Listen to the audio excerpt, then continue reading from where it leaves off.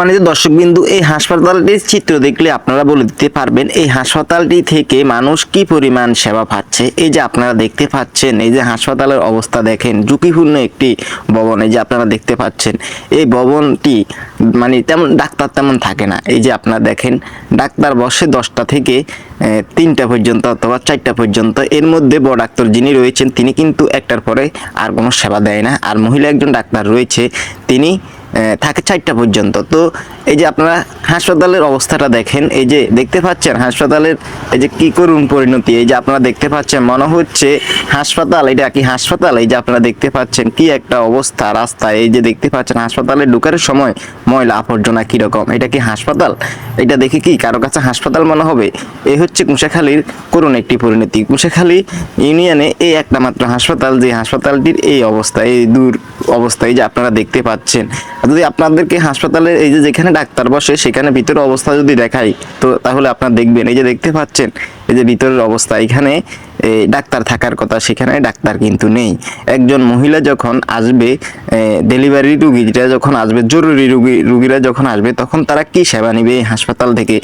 জরুরি কোনো রুগী কিন্তু এই হাসপাতাল থেকে কোনো প্রকার কোনো সেবা পাচ্ছে না। লক্ষ্মীপুর সদর হাসপাতাল কিন্তু আমাদের থেকে অনেক দূরে, যেখানে যেতে প্রায় অনেক সময় লাগে।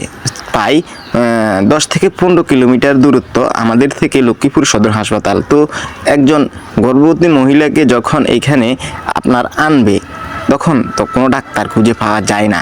একজন গর্ভবতী মহিলার একজন সিজার করতে হলে, নর্মাল যদি সিজার করতে হয়, তাহলে যদি একটা হাসপাতালে এসে যদি ডাক্তার যদি না পায়, তাহলে কি একটা অবস্থা হবে। তাই আমি বলবো, আমাদের লক্ষ্মীপুরে যারা নীতি নির্ধারক রয়েছে, তারা যেন এই হাসপাতালটির দিকে যেন একটু সুনজর দেয়। তারা যদি সুনজর দেয়, অবশ্যই এই গ্রামের সাধারণ মানুষগুলো ভালো কিছু পাবে এই হাসপাতালটির থেকে।